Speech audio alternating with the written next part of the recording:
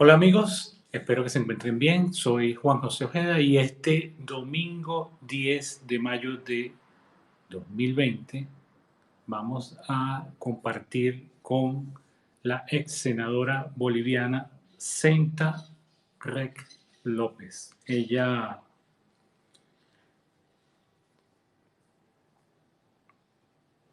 es de profesión psicóloga, escritora con 6 novelas publicadas. Fue analista por 6 años de un programa televisivo en Bolivia llamado Rayos X. Incursionó también en el periodismo. Fue senadora por la oposición al gobierno de Evo Morales en el periodo 2010-2015 y actualmente es candidata a senadora por la organización política Creemos, alianza liderada por Fernando Camacho. Ella nos hizo llegar un tema que quiero compartir, me gustó, me llamó muchísimo la atención. Voy a poner un poco, solo un pedazo, puesto que el tema del derecho a autor es complicado para los videos en YouTube y en Facebook. Y luego les voy a comentar algo sobre este tema.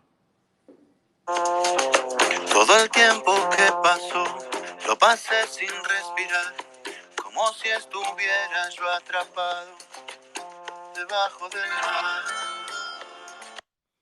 Se trata de Vicentico, que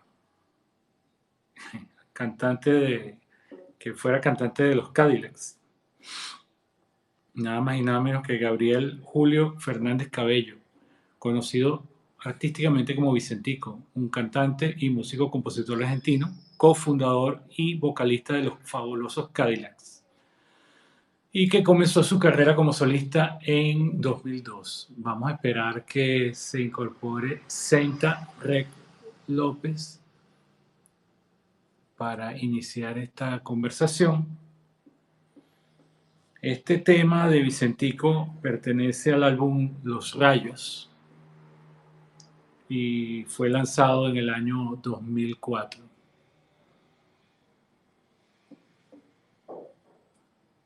Vamos a esperar, ya tenemos a Senta, vamos a esperar que ella haga la incorporación a la transmisión y estaremos conversando sobre cuál es la situación de Bolivia posterior a la salida de Evo Morales como presidente. Ya la tenemos acá y vamos a comenzar. Hola, Senta Rec, ¿cómo estás? ¿Me escuchas, Senta?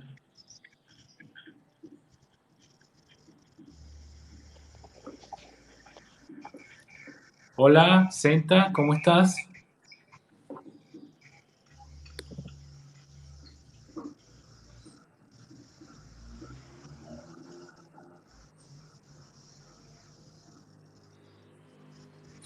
Senta Rec López, ex senadora, psicóloga. Senta, ¿me escuchas? Creo que no nos está escuchando.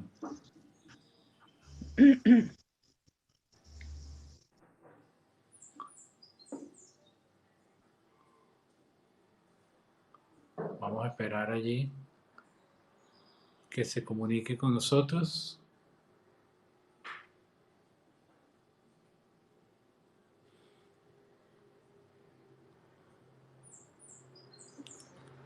Senta Rec.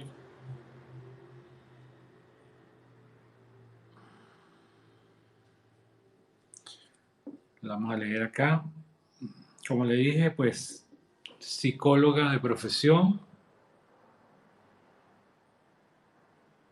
Aquí la tenemos, vamos a esperar que se incorpore. Abajo a la derecha tienes la opción para incorporarte a la transmisión Senta.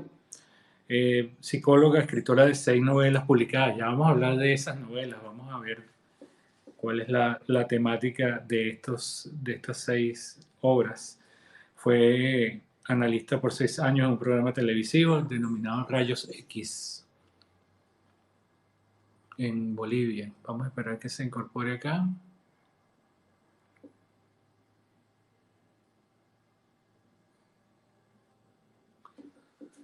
Abajo a la derecha, Senta, tienes el tema de las dos caritas para incorporarte como invitada a la transmisión.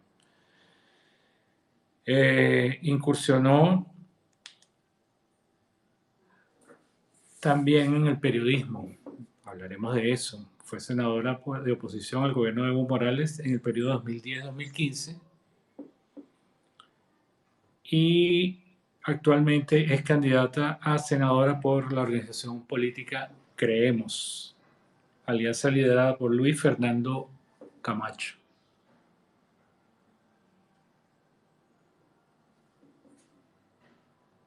Ahí tenemos varios temas. La situación en Bolivia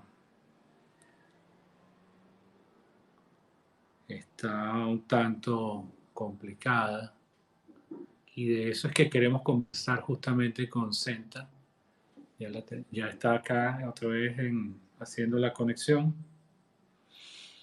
El diario.es publica que Bolivia se alista para una cuarentena flexible y controlada por sus municipios. Vamos a ver cómo va esa situación, el tema de la pandemia, cómo va el tema de la pandemia en Bolivia y cómo, por otra parte, el Clarín publica una entrevista al ahora candidato Carlos Mesa.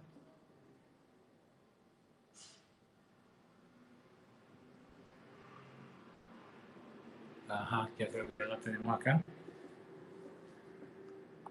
Hola, Senta Rec López. Ya estamos en directo.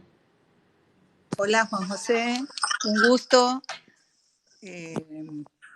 A ver, tengo que poner la pantalla en horizontal. Esperamos un segundito. ¿Cómo es?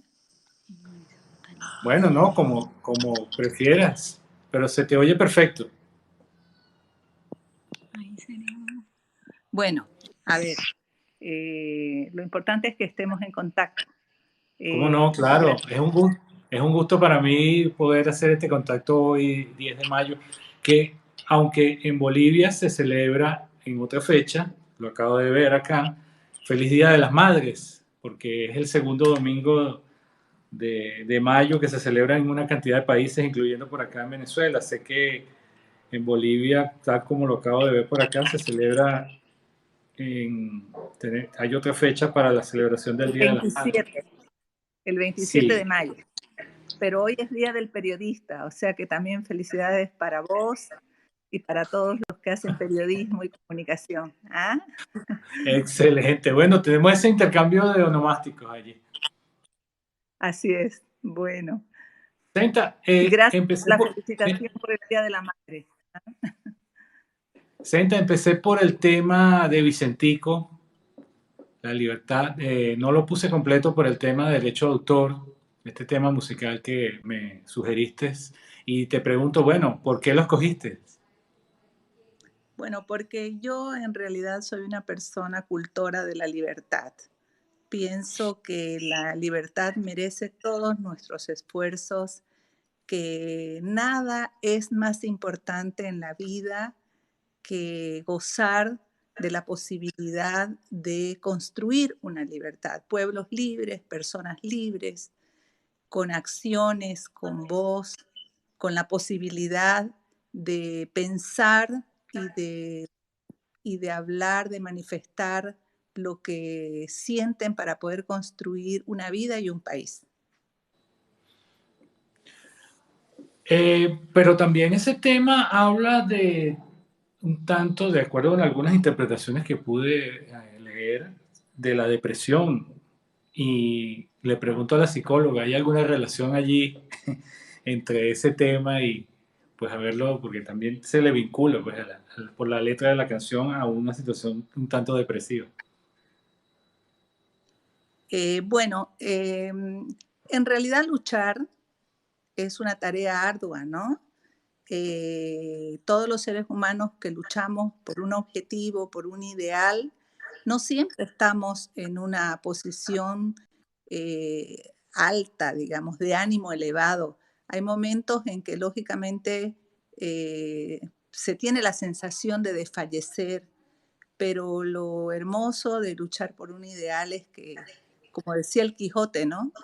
Es un ejemplo universal de la lucha por ser sí mismo y por construir un ideal de libertad que sirve también para los pueblos.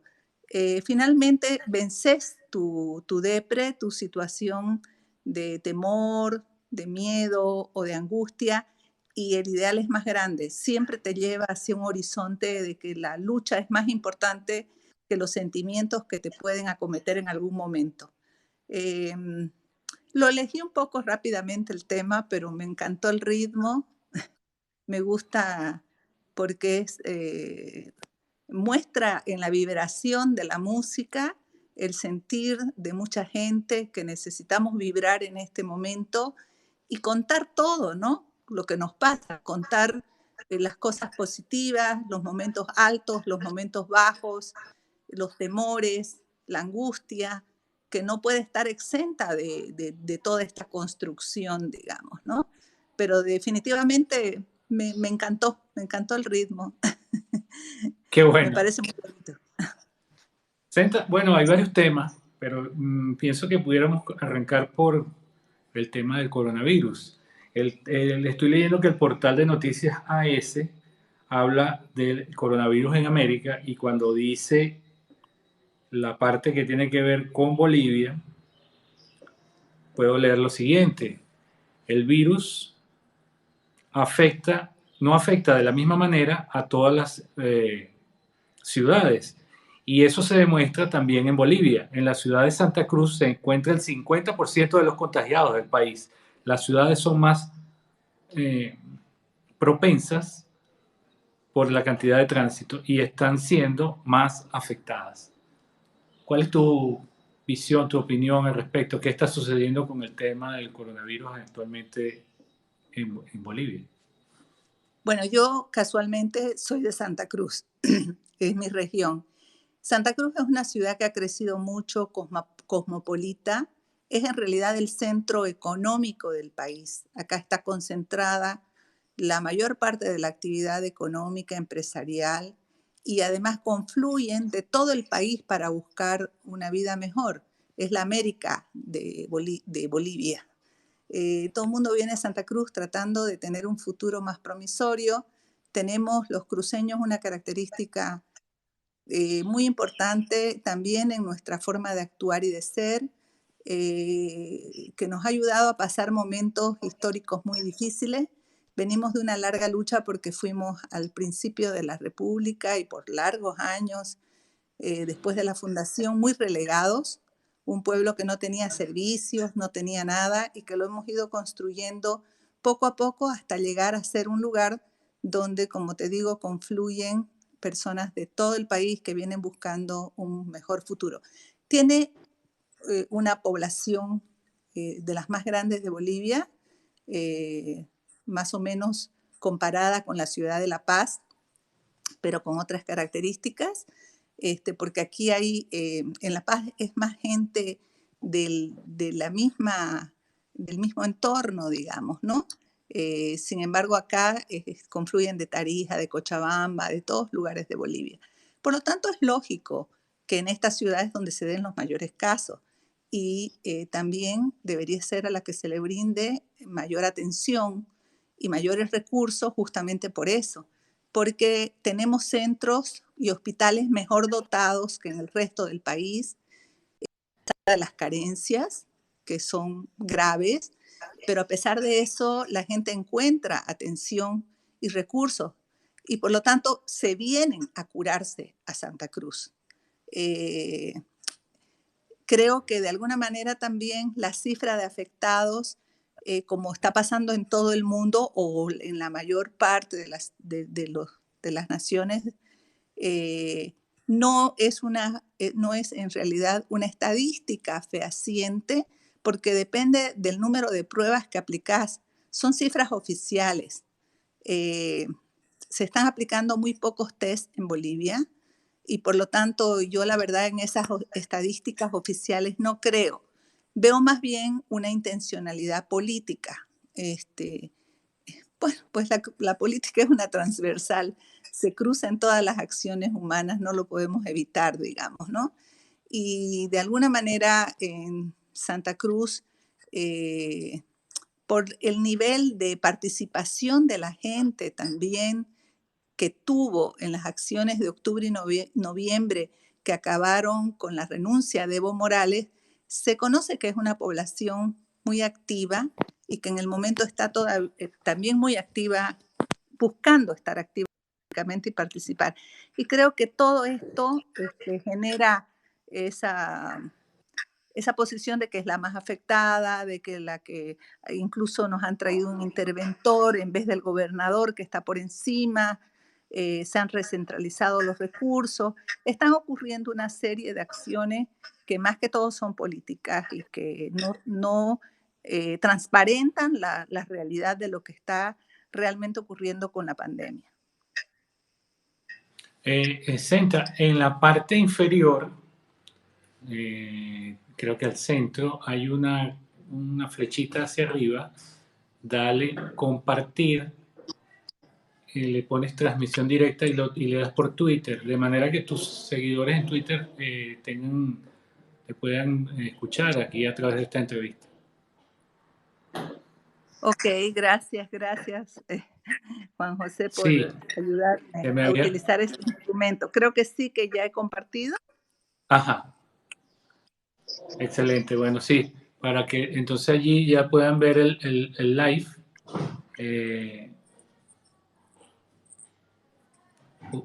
Perfecto. Ok, fíjate, el diario.es dice: Bolivia se alista para una cuarentena flexible y controlada por sus municipios. Y estás hablando de que se está recentralizando todo. ¿Cómo va esto en lo real?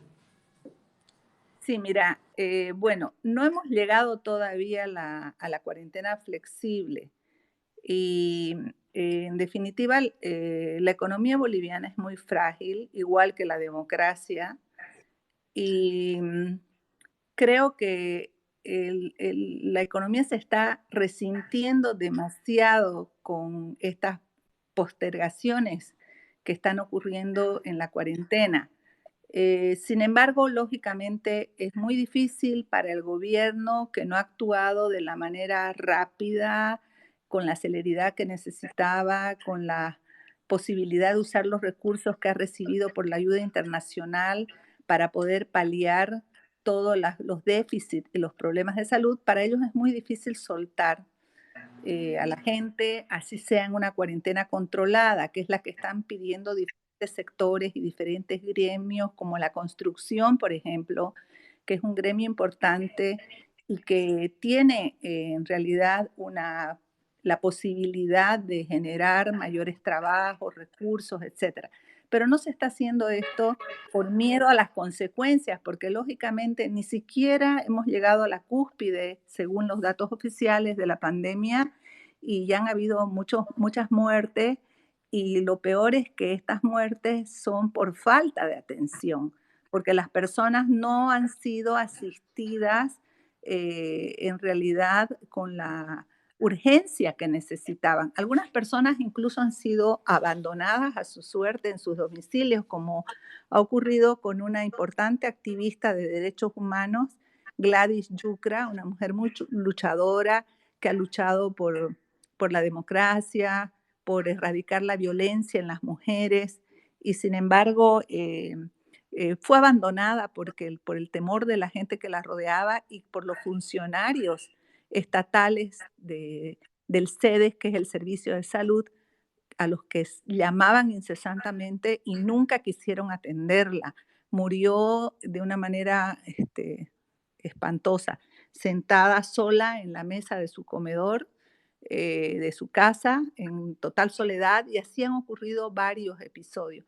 Ante una situación que no de esta magnitud, donde todavía el gobierno no alcanza a atender las necesidades de la población en esta pandemia, lógicamente que la cuarentena es la única opción, ¿no? Tener a la gente encerrada en sus domicilios, tener el manejo total de las pruebas y del contacto que van a ser aplicados, este, es la única posibilidad que tienen de demostrar que supuestamente se está controlando la pandemia, pero en el momento no nos van a poder tener por mucho tiempo, porque te comento que hay una gran población muy pobre que, que ha entrado ya en estado de miseria y a la cual no la está pudiendo atender el gobierno con los bonos que le está dando, que son totalmente insuficientes, lógicamente, y está atendiendo la parte, la población civil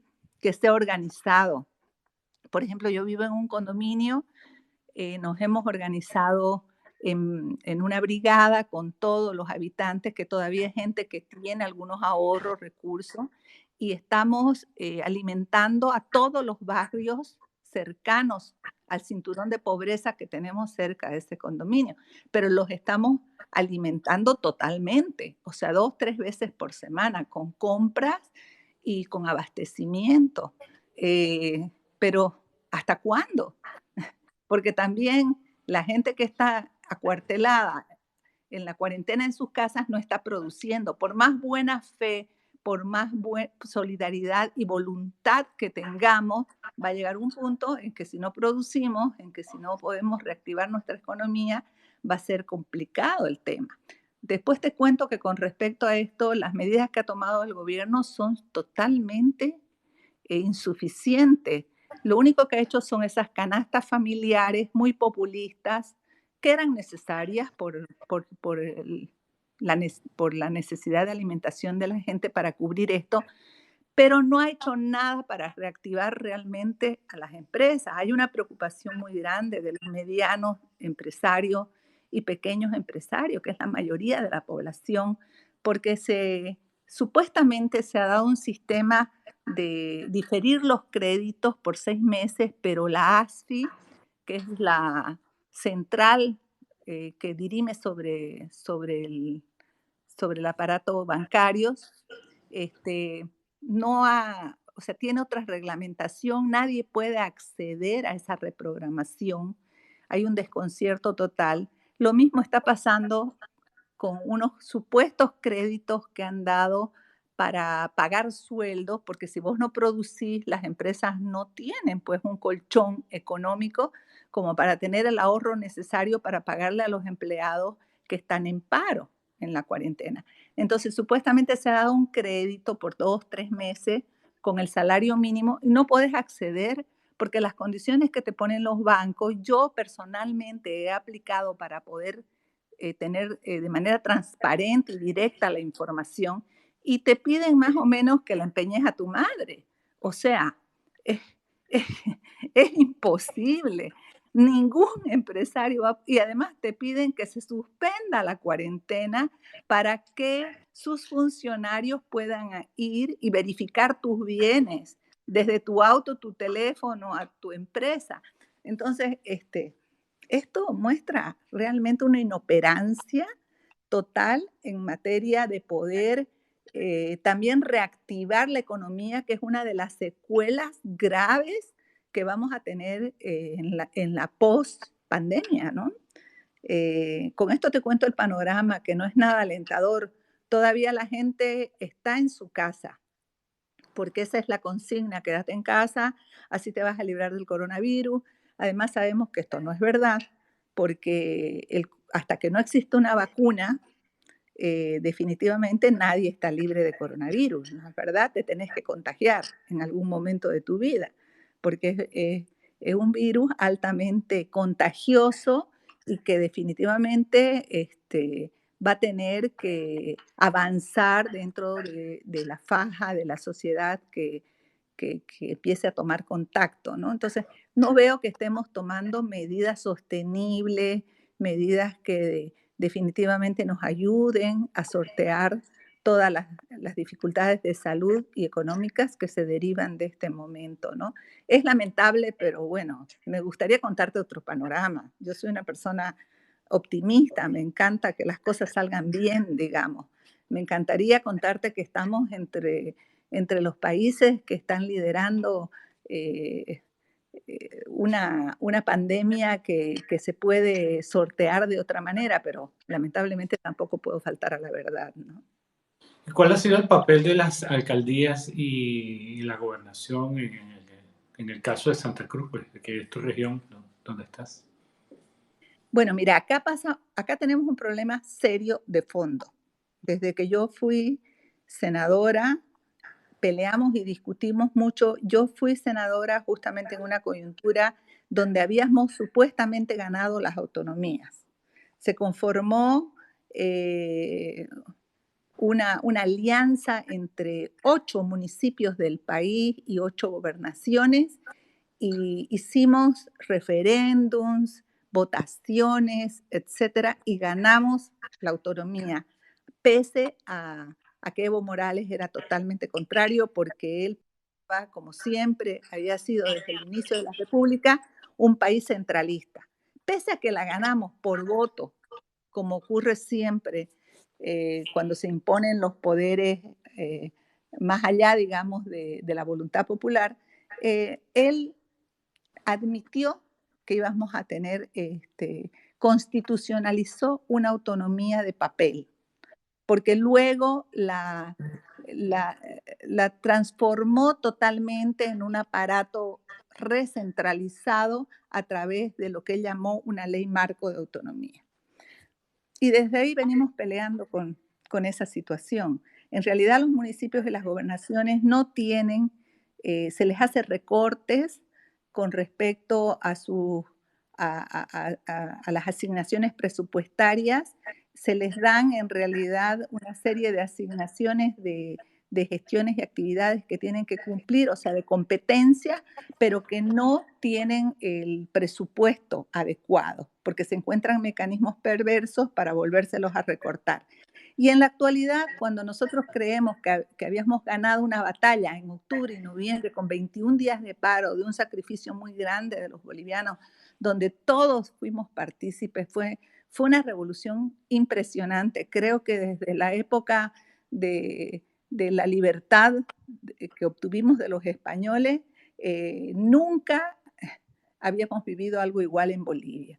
Y pese a eso, se forma un gobierno transitorio que en el momento en que la presidenta Yanine Áñez, después de asumir esta responsabilidad y estas funciones con el pueblo boliviano que se las había asignado después de una gran batalla, ella decide ser candidata, se deja tentar con el poder, decide ser candidata y cambia totalmente sus políticas y empieza a recentralizar de nuevo, al punto que vuelve a la situación de Evo Morales, muy parecida, de sobre el gobernador de la región y los recursos que tendrían que asignarle a la gobernación y a los municipios, ella pone un interventor, que es su ministro de gobierno, y vuelve a recentralizar todo el manejo de la pandemia con recursos transparentados, que no tenemos datos exactamente dónde están esos recursos de la ayuda internacional, de créditos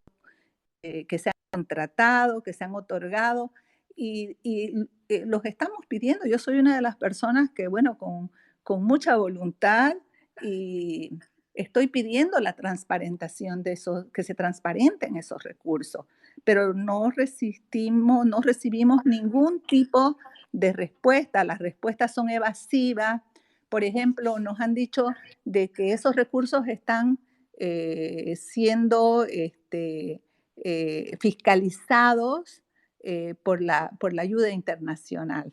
Y sin embargo, luego que hicimos una carta mediante un diputado, bueno, el PNUD nos ha dicho que ellos en realidad no administran ningún recurso de ningún país, de ninguna nación, y que no tienen nada que ver al respecto. Entonces son respuestas evasivas y definitivamente estamos a diario recibiendo denuncias de corrupción, de que hay un mal manejo, de que... mira, la avalancha de denuncias es interminable. Wow, impresionante. Por acá te escriben y te dicen, doctora, una gran luchadora por la democracia. no se puede haber, alguien más te coloca acá, no se puede haber trabajado tanto para no avanzar. Fíjate, Senta, el Clarín, este 9 de mayo, ayer, entrevistó a Mesa y titulan ellos Pandemia y campaña electoral. El coronavirus en Bolivia, la pandemia, la presidenta Yanine Áñez no está gestionando bien la crisis. Fíjate, un poco lo que tú vienes diciendo.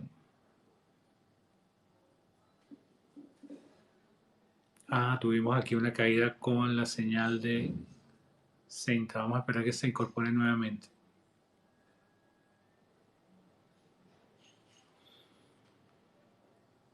Vamos a esperar que Senta se incorpore.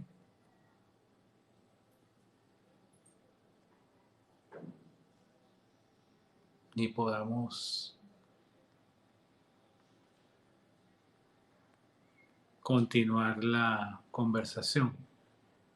Ok, Senta, igualito, incorpórate abajo a la derecha, la carita. Ok, aquí la tenemos nuevamente.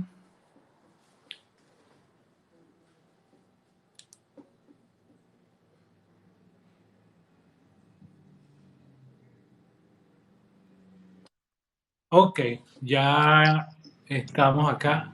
Ok, Senta, No sé, no sé qué nuevamente pasó, estamos. creo que estoy hablando demasiado y el Twitter se No, no, no, resistió. no, no, no, no.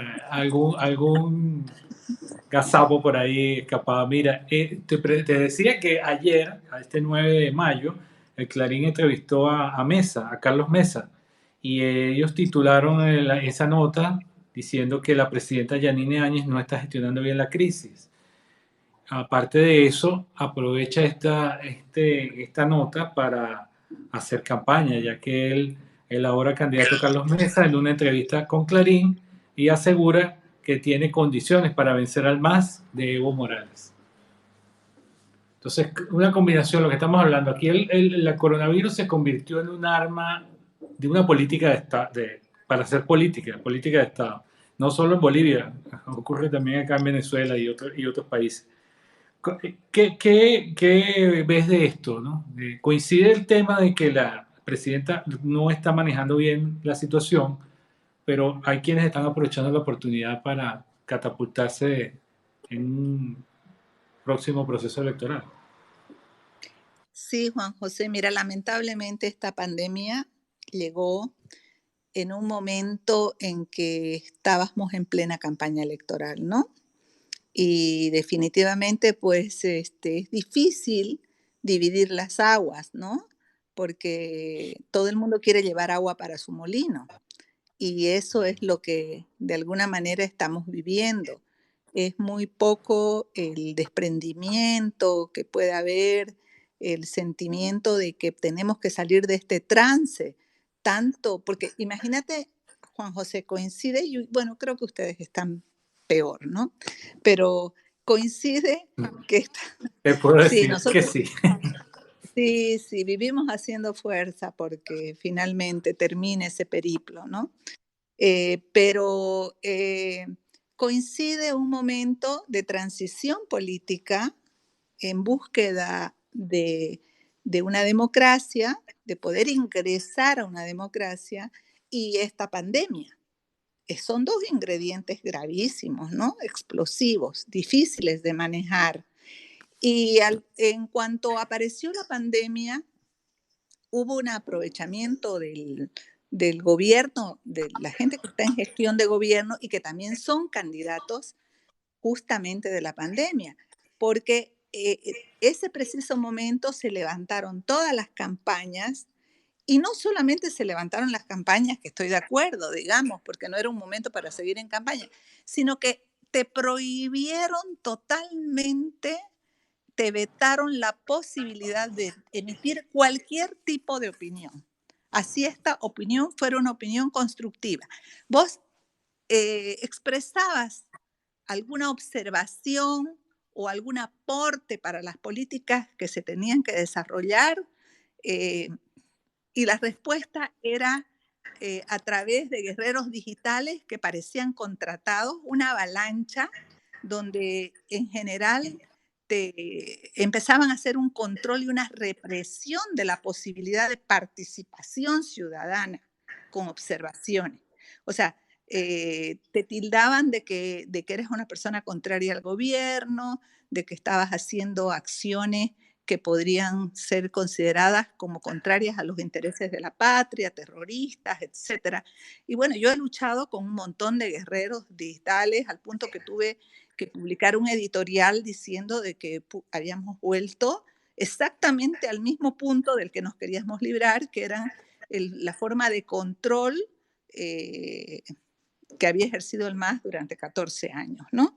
Entonces, definitivamente ahí se pudo notar que el gobierno candidato, que eso es lo peor que pudo habernos pasado, porque eso no es democrático, definitivamente el que tiene el aparato del poder no puede, con todo ese aparato del poder, tener una lid electoral en igualdad. Es imposible. Lógicamente que se va a aprovechar, ¿no? Y entonces ahí notamos que definitivamente habían encontrado un motivo para poder callar todas las observaciones o las posibilidades de control. Y ha resultado en todas estas denuncias de corrupción que procrean a diario, lógicamente porque un gobierno sin control difícilmente puede dar lo mejor de sí mismo, ¿no?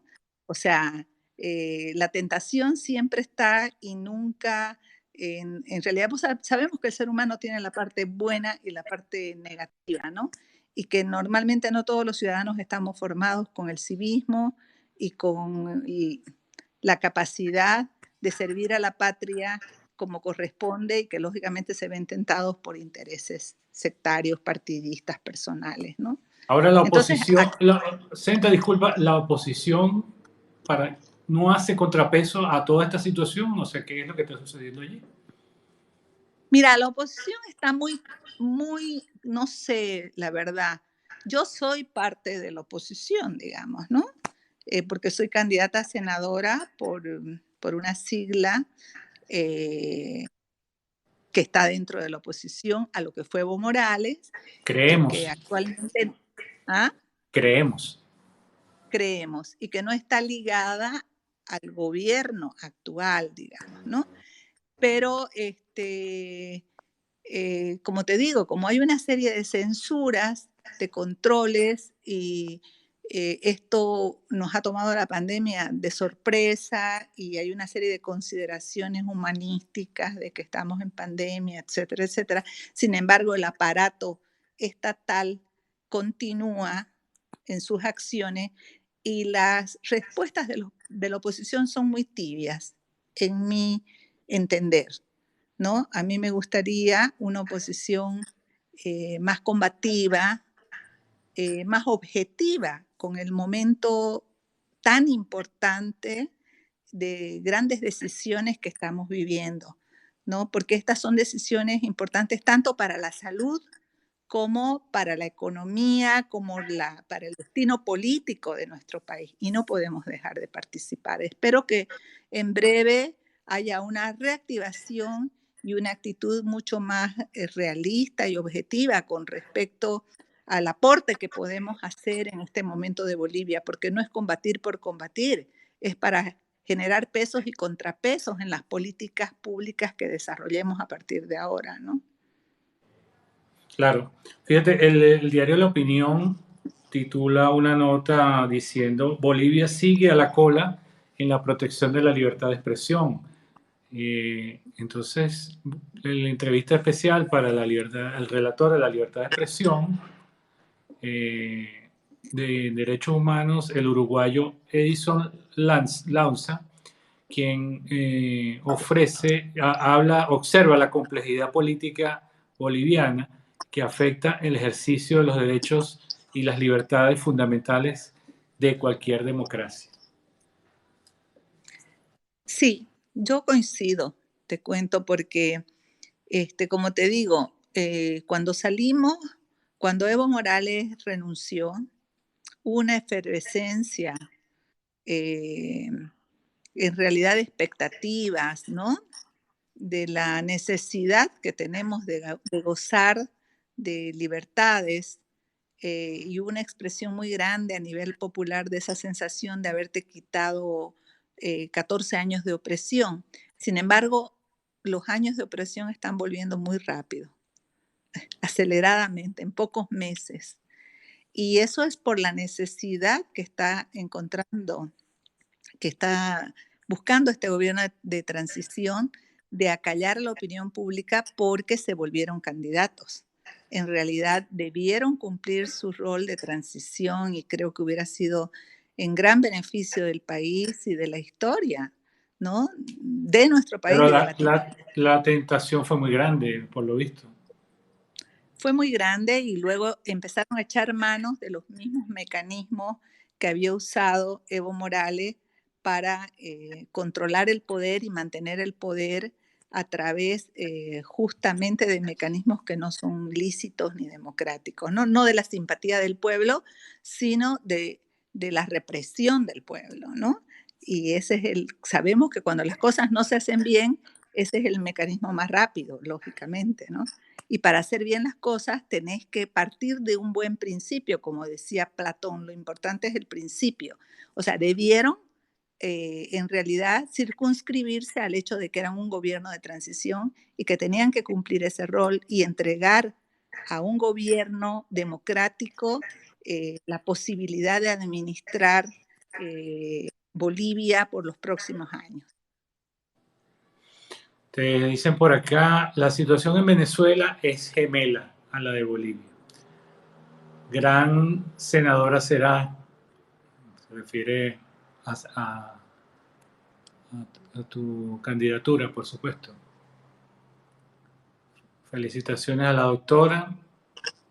Desde su visión como política y psicóloga, ¿cómo ve la recuperación de Bolivia a mediano y largo plazo? Buena pregunta. Yo creo que todavía estamos en un momento muy difícil y que va a depender de la participación que tengamos, que venzamos el miedo. Yo invito a la población a que venzamos el miedo y participemos de manera democrática, pero con opiniones, exigiendo que en realidad en Bolivia se genere el espacio democrático necesario. Si la ciudadanía no participa, se queda callada, se deja vencer por el temor a la represión, en definitiva vamos a inaugurar otros 14 o más años de opresión. O sea, tenemos que nomás ser conscientes que el poder siempre se extralimita, es una tentación humana y eso ya nos lo mostraban desde los griegos, ¿no es verdad? A través de la tragedia, que la tragedia es el poder en sus extralímites y que definitivamente es nomás la lucha, la voz del pueblo, la participación, es la única posibilidad de hacer contrapeso en esta desmesura. Yo invito a la gente que vence ese temor, que hable, porque no estamos contra nadie, estamos a favor de nuestra vida, de nuestra libertad, de una democracia más participativa, de la posibilidad de que todos tengamos un lugar dentro de Bolivia y que tengamos la posibilidad de gozar de los beneficios que nos corresponden como ciudadanos. No se trata solamente, por ejemplo, ahora se están haciendo algunas políticas que están beneficiando a algunas empresas, perfecto. Yo no estoy en contra de que haya gente que tenga beneficios, pero no se puede en desmedro de esta situación dejar a la mayoría de la población sin ningún tipo de condiciones, de brindarle las condiciones. O sea, estoy sí en contra de que las minorías siempre se lleven las ventajas, sean de donde sea, de derecha o de izquierda, porque ocurrió lo mismo durante el régimen de Evo Morales. Había toda una oligarquía política que usufructuó todos los medios del país y fueron millonarios y se hicieron ricos y encontramos una desmesura total a nombre de los pobres, ¿no? De que gobernaban en favor de los pobres. Entonces, bueno, no tenemos que volver a cometer los mismos errores. gobernemos para todos. De eso se trata. O sea, Sí, finalmente, sí, sí, sí, Juan sí, José. sí, sí, te escucho. No, finalmente quien llega al poder tiene que generar una política que favorezca a las mayorías sin hacer un populismo, sin estar dentro de una visión populista. Ahora estamos en el mismo riel populista, desgraciadamente, a pesar de que cambiamos de actores políticos, ¿no? Parece que, como te digo, la tentación es siempre ir por los votos, ¿no? Por dónde podés obtener votos y no por generar las acciones que son adecuadas. Tenemos que ser personas más razonables y pensar que llegar o no llegar al poder es una cuestión de decisión, de madurez de los pueblos y que tenemos que darles tiempo, pero que nuestra participación como personas conscientes debe ser pues ética y madura, ¿no es verdad? En el sentido de que querramos construir algo sólido, cimientos sólidos para una democracia que pueda tener una vigencia. Cambió el nombre, pero el modelo se mantuvo. ¿Cómo, Absolutamente. cómo ves que la población esté tomando esta situación? La gente lo está viendo lo que está pasando, está viendo que hay un modelo que vuelve a estar allí como lo estuvo antes con Evo. Mira, Juan José, la población todavía está confundida y desorientada, porque quienes tenemos que orientarla no la estamos orientando por temor. En definitiva, primero está aterrorizada por el coronavirus. Todo lo que pasa en los noticieros son cifras de infectados, de muertos, etcétera, etcétera, ¿no? Entonces, la gente se ha recluido, vos sabés cómo actúa la manada humana. O sea, por eso mismo se han cometido incluso todos estos actos impropios del ser humano, como es abandonar a la gente y no prestarle asistencia, porque las tratan como leprosos, como exactamente como en el medioevo, o sea, sin cero sentido de humanidad. El que se infectó de coronavirus, pucha, incluso a los médicos y a las enfermeras no querían que entren en los edificios para que no los contaminen.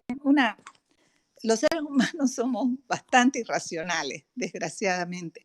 Entonces, hay el pánico en la gente y se está utilizando el pánico para poder frenar toda participación política. Yo creo que solamente vamos a volver a buscar un equilibrio en la medida en que participemos, en que seamos ecuánimes, en que le demos al problema de salud que tenemos y a la pandemia su lugar y a la política le demos su lugar, porque en realidad las gestiones políticas son necesarias con la debida mesura, lógicamente, pero generan las condiciones necesarias para que una sociedad pueda tener en realidad la evolución que corresponde al momento que está viviendo, ¿no? Entonces tenemos que empezar a animarnos y participar y salir de esa posición, no, todos solamente tenemos que hacer servicio. Yo no estoy de acuerdo. Yo creo que las dos cosas tienen que ir juntas, que un servicio a la sociedad es servirle en sus necesidades, pero también constituirte en la voz para poder equilibrar las situaciones que amenazan a esa sociedad. Claro, interesantísimo. Senta, y fíjate, aquí te preguntan lo siguiente. Como psicóloga, ¿cuál sería el impacto psicosocial de la pandemia, en tu opinión? Bueno, en el momento es grave porque además, imagínate si vos, y además hay fantasías, ¿no? La gente está viviendo una fantasía porque cree que la cuarentena tiene la idea mágica que al quedarse aislado y en cuarentena no va a padecer la enfermedad. No es verdad. Hasta que no aparezca una vacuna, una cura, todos vamos a padecer la enfermedad. No queda otra, ¿no? Entonces, frente a estas soluciones mágicas de las que la gente se aferra porque son como mecanismos defensivos, aparece también un bloqueo, como un deseo de no pensar en nada más que en salvarse. La manada humana es, en los momentos de riesgo y de peligro, actúa exactamente igual que los animales, ¿no? O sea, abandonan todo para poder garantizar su sobrevivencia personal. Aparece un egoísmo natural, digamos así, entre comillas, que tendría que ser vencido por la capacidad del desarrollo que tenemos de nuestro razonamiento, de nuestro espíritu, que es lo característico del ser humano, pero que en los momentos de crisis se retrocede a lo primitivo y que se piensa de manera egoísta solamente en salvarse, cada uno en la salvación individual. Entonces, estamos un poco en eso y luchando contra eso, pero en realidad quienes apuntalan la manada humana, llamémosla así, tienen que ser los líderes, pues, ¿no? Los líderes tienen que aparecer con un alto espíritu, el espíritu de llamar a la posibilidad de dar, de solidarizarse, de sacrificarse por el prójimo, de construir un mundo mejor como este gran maestro que más allá de que alguien sea religioso o no, podemos considerar que fue Jesucristo, digamos, ¿no? Que en su momento, frente a un marco opresor de un imperio, se atrevió y llamó a la gente a través de la espiritualidad. ¿A qué la llamó? A la humanidad por el prójimo. A que esto no lo hago solo por una, aunque podía haber una razón política subyacente, pero lo hago por el bien de la humanidad, porque la política no está en realidad al margen del beneficio de la humanidad, no debería, ¿no? Entonces, bueno, estamos en este proceso y en un momento muy complicado porque la gente todavía no lo entiende, pero tienen que aparecer los liderazgos para poder marcar el derrotero y el norte, ¿no? Tú acabas de decir hace poco que la pandemia agarró a Bolivia en plena campaña electoral. ¿Cuál es la fecha de esta campaña electoral? ¿Se mantiene aún? ¿Se cambió? ¿Y cuántos candidatos a la presidencia hay en este momento?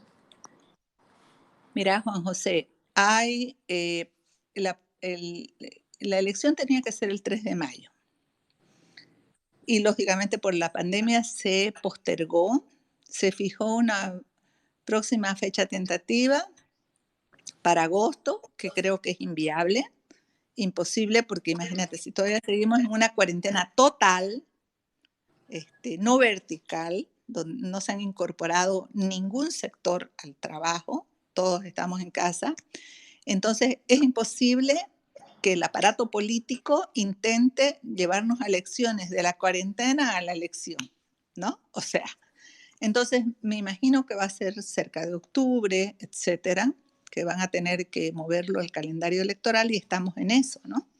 Mientras tanto, el gobierno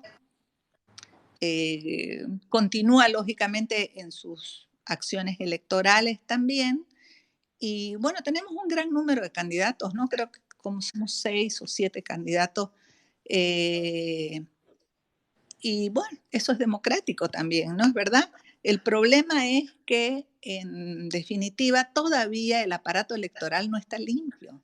Ese es otro tema, quizás hablemos otro día, porque ha sido este Tribunal Supremo Electoral, uno de los miembros, el principal, es nombrado de manera directa por la presidenta actual. Siempre fue así, desde Evo Morales, siguió exactamente lo mismo y no debería, ¿no es verdad? Deberían ser ternas que se diriman bajo otras características y otro tipo de nombramiento. Entonces, el presidente es directo. ¿A quién va a obedecer? ¿A quién lo nombró? Digamos, es normal, pues, ¿no? Obviamente. Es obvio, pues no podemos decir otra cosa. Lo mismo ocurría antes. Le obedecía a Evo. Y el resto es nombrado por la Asamblea Plurinacional, que son 2/3 masistas. Entonces, hay encuestas que sacan permanentemente, o sea, no hay libertad de publicar encuestas. Es bajo sanción y pena. Son solamente las encuestadoras autorizadas por el órgano electoral, que es otra de las modalidades que adquirieron los gobiernos represores, ¿no? Y dictadores en los que hemos vivido, para que la gente no tenga acceso a una información fidedigna. Lógicamente que esas encuestadoras son compradas y las difunden personas, solo medios que las han comprado o que han apostado dinero, etc. Entonces, nosotros hemos probado antes de que entre la pandemia de que se estaba siguiendo exactamente la misma receta que tuvo el MAS, de que mediante encuestas vos empezás a ganar la elección antes de la votación. O sea, a ver cómo dispersás el voto, cómo en realidad hay candidatos a los que los sacás del escenario, porque la gente la desanimás con el número de porcentaje que le pones. Incluso tuvimos un técnico en estadística, una persona muy estudiosa que había hecho el seguimiento durante toda la época del MAS y actualmente, y que demostró que exactamente estaban haciendo lo mismo. O sea, un fraude preelectoral. Pero todo se quedó congelado a partir de la pandemia. ¿Me entendés? Y durante la época de la pandemia no había plata para test de coronavirus, no había plata para habilitar hospitales, pero sí para la encuestadora, que ha estado saliendo permanentemente y dando en realidad el perfil que quieren darle al país. O sea, es que es impresionante. Te digo definitivamente, más allá de la adherencia o no política que un ciudadano pueda tener, está la racionalidad. O sea, tenés que llegar a leer lo que está ocurriendo dentro de la sociedad y a nadie pues le puede gustar una cosa que está tergiversando en realidad el derecho que tiene la ciudadanía de elegir, ¿no? De manera Es, clara y transparente. es como ese dicho que dice salir de Guatemala para ir a Guatepeor. Toda la razón. Ahora, este gobierno de transición, ¿qué color, qué pinta tiene? ¿Izquierda, derecha, centro, ninguna? Aparte de convertir, de tomar pues al cálculo las políticas de Evo Morales. A ver, consideremos que es un gobierno de transición conformado bajo la urgencia de tener que darle un gobierno al país. Y bueno, al principio, como te digo, hubo un gran júbilo, una gran alegría, una gran esperanza de que era gente que iba a entender el momento político que estábamos viviendo y le iba a dar la dirección adecuada. Yo no te sabría decir la verdad qué dirección tiene, porque finalmente si vos empezás a dar una lectura a los hechos, a las políticas que toman, hay políticas que son absolutamente populistas, hay otras que son absolutamente de extrema derecha. O sea, creo que no, que no tiene brújula. O sea, tanto puede estar a la extrema del uno como a la extrema del otro. O Pero sea, eso es muy grave, Senta, eso es muy grave. Porque si claro, pudiera estar en una tendencia, por lo menos tú sabes que va a hacer algo, pero esto es una lotería. lo que pasa es que las medidas que se están tomando son medidas como para mantenerse en el poder, para mantener el equilibrio del poder, que es tan difícil. Te estoy hablando de un parlamento con 2/3 masistas. Te estoy hablando de otras personas, de grupos quizás de poder que también les piden sus cuotas y para sostenerlos. O sea, entonces es un equilibrio como caminar, digamos, en un precipicio, ¿no? Pero eso no hubiera ocurrido si hubiera habido la voluntad de decir somos un gobierno de transición. ¿Entendés? No tenés compromiso con nadie. Entonces, podrías haber caminado de una manera más segura y no en el acantilado, ¿no es verdad? El problema comienza cuando empieza la tentación de continuismo en el poder. Ahí está, porque entonces tenés que transar con unos, transar con otros, y un gobierno frágil, un gobierno que no ha sido electo, definitivamente pues hay que hacer malabarismos, ¿no? Así lo entiendo. Bueno, para quienes nos están siguiendo y de pronto no lo tienen muy claro, cuando Senta habla de 2/3 del MAS en el Poder Legislativo, se refiere al partido político de Evo Morales. Eso para que se entienda un poco la correlación de fuerzas que hay en este gobierno de transición. Mira, Senta, te escriben acá. eh, el COVID mata, el populismo aprovecha y remata. Grande ser humano, la doctora. Mucha esperanza para Bolivia. Nunca imaginamos que una señora entró al palacio quemando con su Biblia y nos hiciera tanto daño. Otra cosa por acá dice, se han unido dos gobiernos en lo que hoy tenemos. Todo el dinero está con el gobierno central. Sería interesante una presidenta psicóloga.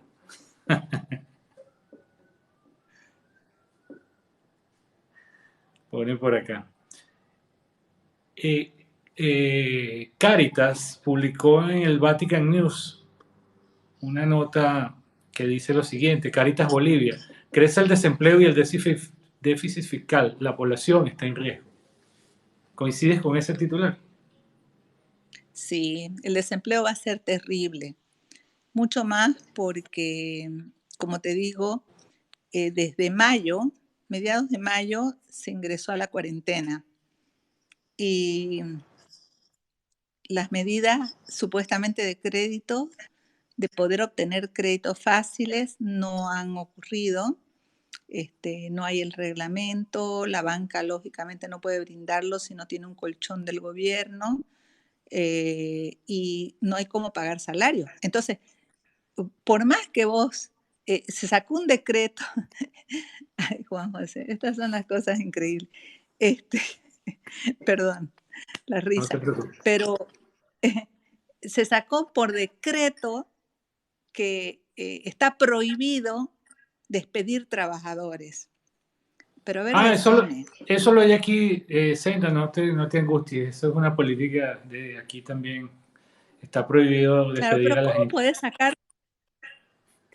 ¿cómo podés sacar por decreto que vas a despedir a trabajadores? A mí a diario me llaman un montón de personas que tienen sus empresas quebradas, que no han tenido un solo ingreso y dicen, voy a ir a la cárcel por despedir a los trabajadores, no tengo con qué pagarle. O sea, no podés pagar lo que no estás ingresando a tu empresa. Entonces, no es por decreto las cosas. Les dieron la posibilidad de ese crédito que no se puede acceder, que como te digo, tenés que empeñar el gato, el refrigerador, tu madre, todo.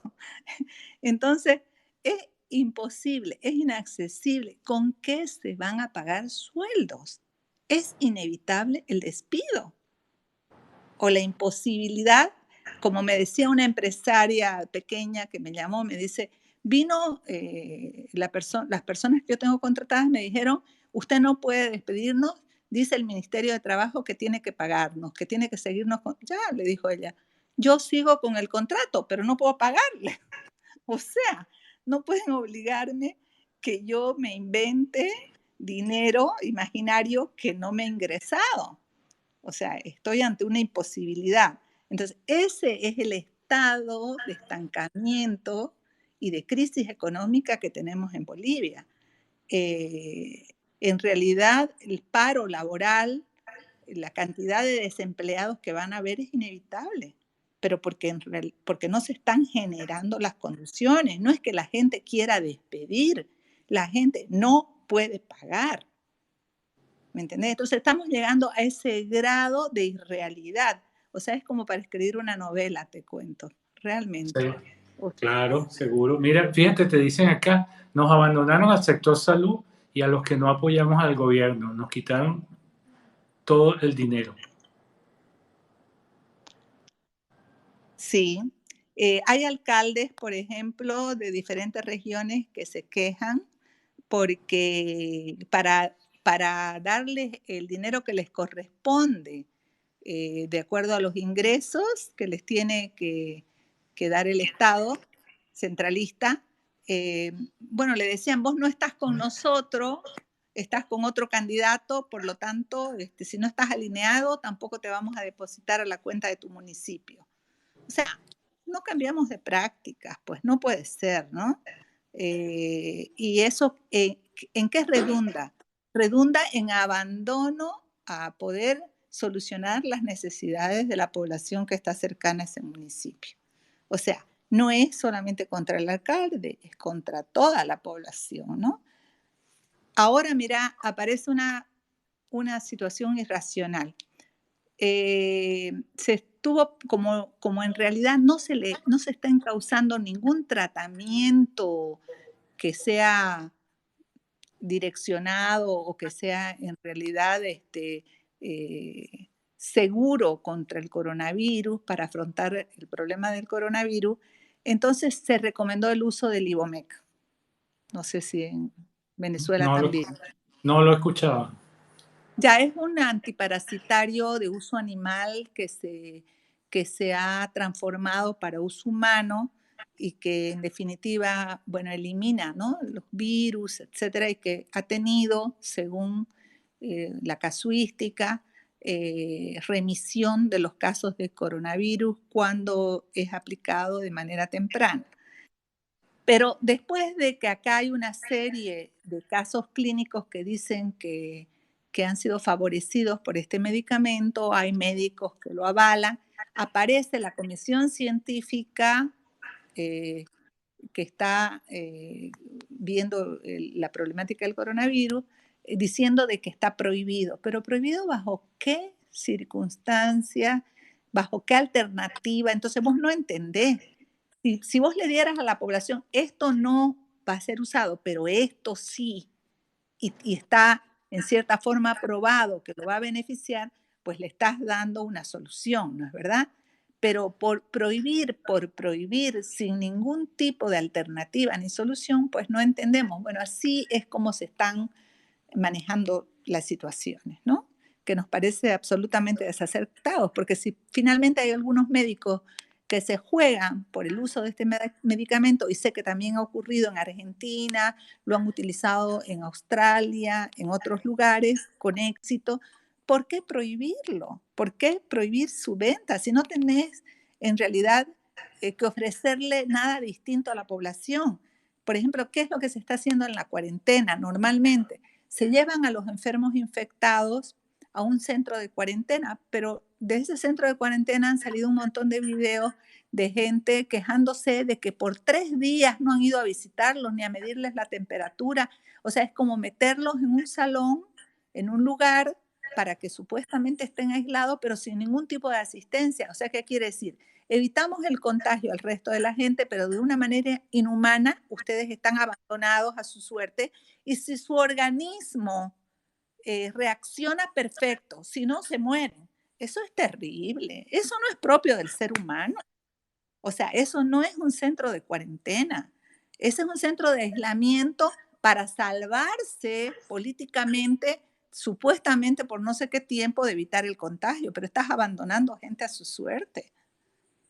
Yo Entonces, creo que ese un tipo poco puede ser al revés. Están buscando guardar la apariencia de que están haciendo algo, pero al final eso no está ocurriendo. es posible, sí, Ahora, Senta, pero tú eres candidata y con todo este panorama que has planteado en esta transmisión, ¿cómo hacer una campaña? ¿Cómo llegar a un proceso electoral, por lo menos desde tu perspectiva? ¿Cómo puedes hacer tú para seguir adelante con una candidatura a la senaduría? es complicado, te cuento, ¿no? Porque en realidad creo que no va a haber campaña, no hay campaña. Em, no tenés micrófono normalmente. Yo estoy haciendo algunos editoriales o algunos planteamientos mediante Facebook Live. Em, la sociedad está en estado de shock. Y lógicamente los únicos que tienen en este momento la palabra son los que están gobernando. Entonces, no sé hasta cuándo, ¿no? O sea, tendríamos que ver, han fijado un nuevo calendario electoral, una nueva fecha, pero en realidad no estamos participando. Y los que hablan y hablan de la crisis y de los problemas, y hay una suerte de denuncias que están saliendo a diarios. A diario ha habido una crisis de gabinete recién ayer, o sea que han cambiado ministros y eso es permanentemente. Pero te puedo decir que que el país no está en campaña. Los únicos que tienen acceso a los medios de comunicación, al manejo de la situación actual, son las personas que están gobernando actualmente. Todavía no podemos decir que se ha iniciado una campaña. Acá dicen que se hace campaña solo en los medios de comunicación. Da pena decirlo, pero tienen secuestrados para su campaña. Ellos solo están por la señora presidenta. Bueno, fíjate. Presenta, bueno, el panorama de verdad que no es muy alentador, pero hay que seguir adelante, ¿no? Yo, Bueno, sí, te escucho.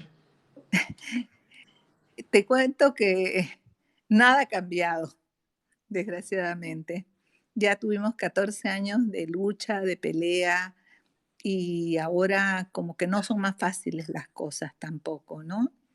Yo lamento y me encantaría que la presidenta dé un paso al costado y diga, por Bolivia voy a hacer las cosas de la mejor manera posible, voy a ser una excelente presidente transitoria, tendré en algún momento mi oportunidad, pero voy a dejar este legado a mi país de poder llevarlo, conducirlo hacia un momento democrático con otras características y no con todas, en realidad, los controles y las situaciones de trabas que hemos vivido durante estos 14 años. Eso sería pues un gesto espectacular, ¿no?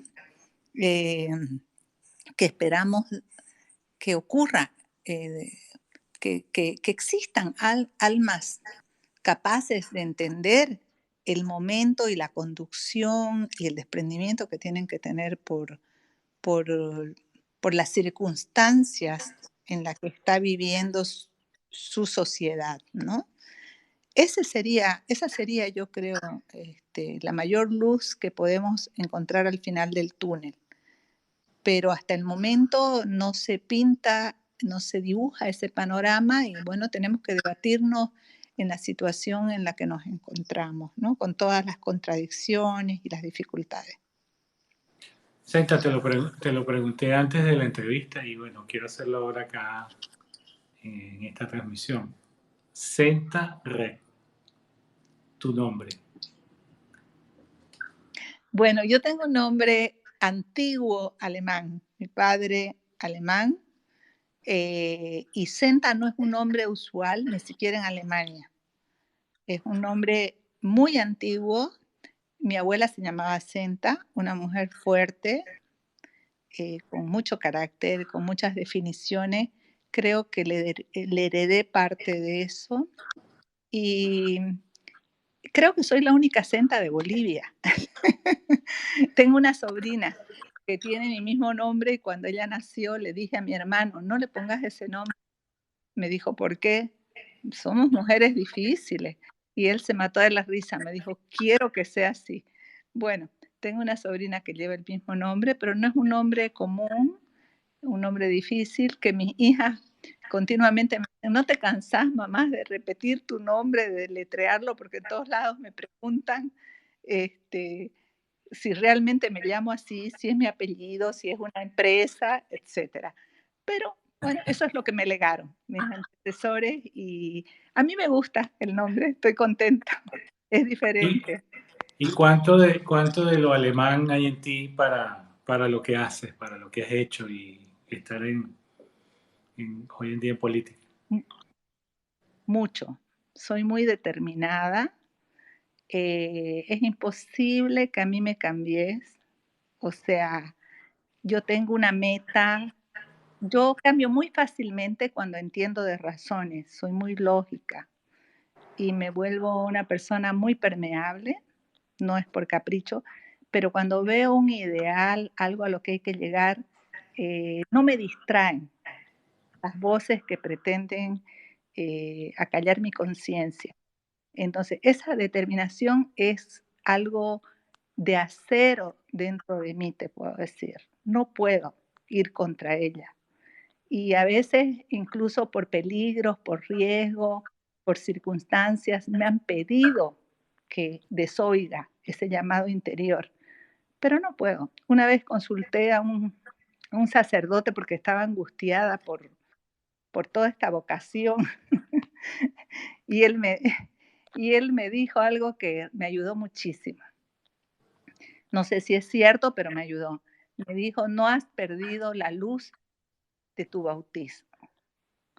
Yo puedo ver tu luz, sos una mujer bandera. Y realmente no sé si es verdad o mentira, pero me ayudó. Me ayudó a reforzarme en mi convicción de que, de que como ocurrió en Sodoma y Gomorra, cuando vino el ángel exterminador, para salir de una situación que está mal, no tenés que escuchar los llamados que te dicen quédate, no, no perteneces a ese otro mundo. No, no, hay que salir. Hay que ir buscando la luz al final del túnel. Bueno, eso soy yo y voy a seguir. No puedo ya cambiar. Excelente. Senta, pero antes de político, eres psicóloga. ¿Cómo una psicóloga da el paso a la política? Justamente yo soy una psicóloga que he trabajado mucho, he escuchado mucho al ser humano. Este, el dolor de la gente, las heridas, las lastimaduras, me, me llevaron a querer cambiar lo social, porque me di cuenta que vos podés librar una batalla lado a lado con una persona. Soy una psicóloga absolutamente comprometida con el dolor, con curar, con superar las lastimaduras. Y ya llegó un momento en que yo me dije, si no cambia el marco social, que es el que produce todo esto, no cambia nada. Y ahí surgió mi compromiso. Eso te viene con los jesuitas, en la universidad donde estuviste. En parte, te cuento que es de antes, yo vengo de una familia que dialogamos mucho, mi madre fue una amiga, mi abuela fue una amiga, yo tenía 7 años y me contaba toda su vida mi abuela, y yo tenía la capacidad de escucharla y de aconsejarla, imagínate, a esa edad. Eh, Ese diálogo que me permitieron de igual a igual me llevó a entender y a comprender todas las cosas que pasan en la vida.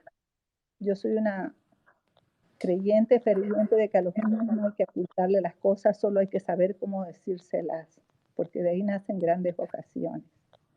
Entonces creo que fui psicóloga desde que era chica, porque tenía la predisposición a escuchar, a, a estar ahí donde estaba el dolor y el sufrimiento. Y bueno, lógicamente quizás eso se afianzó con la universidad jesuítica con la que fui, con el colegio al que fui, porque mi oído y mi ser estaban preparados para estar cerca de las necesidades y las precariedades humanas. Es una vocación, se nace por muchas cosas de Te tu dice, historia de vida. excelente, buenísimo, y de verdad que me parece que es consono con todo lo que has venido haciendo. Te colocan acá, queremos un país nuevo, por eso apoyamos el partido Creemos, en el que lideró Evo Morales. Eres muy analítica, te colocan para acá, que pareces Nostradamus, todo lo que dices se predice, se cumple. Amas a su país, eres mucho como ser humano. Aplausos en pie para la señora senadora. Y por aquí te preguntan, o te dicen, te sugieren un mensaje de aliento para reanimar el país y a los que lo sufren. Bueno, yo tengo fe en los bolivianos. Somos un pueblo luchador, guerrero, sabemos eh, adquirir y lograr nuestra libertad y creo que pasar todos los momentos difíciles. Es propio del ser humano pasar momentos de penurias, ¿no? Es inevitable, pero pienso que siempre va a triunfar lo que es mejor para todos, para la comunidad y vamos a vencer. Tengo una fe inmensa en los bolivianos en su conjunto, sean de Occidente, de Oriente, de donde sea. Somos gente constructiva y luchadora. Finalmente va a triunfar el sentido del bien común. Buenísimo. Bueno, Senta, mira, quiero agradecer este contacto. Estoy de verdad muy complacido por haberte escuchado y bueno, y oír la realidad, pero también ver la extraordinaria persona y la trayectoria que has venido realizando. Creo que hacen muchas más, hacen falta muchas más sentas, no solo en Bolivia, sino en América del Sur, para sacar estos países adelante de las miserias que la política nos ha llevado. Tenés toda la razón. Y bueno, también de corazón estoy apoyando siempre a Venezuela. Quiero que sean libres, quiero que tengan otro destino. Nunca he podido estar aislada o al margen, siempre estoy viendo noticias de ustedes, estoy pendiente, porque ese sentimiento que tengo de escucha hacia los dolores de las personas, pues no me ha permitido simplemente centrarme en nuestros dolores bolivianos, sino que veo los del continente. Pienso que finalmente vamos a avanzar y encontrar un horizonte. Bueno, Senta, un gusto. Yo, por mi parte, pues les recomiendo que retuiteen esta información, distribúyanla, vamos a compartirla también en Facebook, en YouTube, para que la mayor cantidad de personas pueda verla, saber lo que está sucediendo en otra frontera y pues bueno, hubo mucha participación de personas de Bolivia que hicieron bastantes comentarios por acá. Yo te invito, pues, Senta, que acá tienes un canal abierto de manera que en cualquier momento podamos conversar de diversos temas que consideres oportuno. Mira, Juan José, creo que nada es casual en la vida. Por alguna razón te interesaste por tener una conversación conmigo sin conocerme. Creo que los inconscientes se conectan, yo sé de eso. Gracias por tu sensibilidad, porque pues no sabíamos nada uno del otro ni de nuestros trabajos, pero bueno, aquí estamos en esta red de comunicación que va más allá de lo racional, que va por el sentimiento.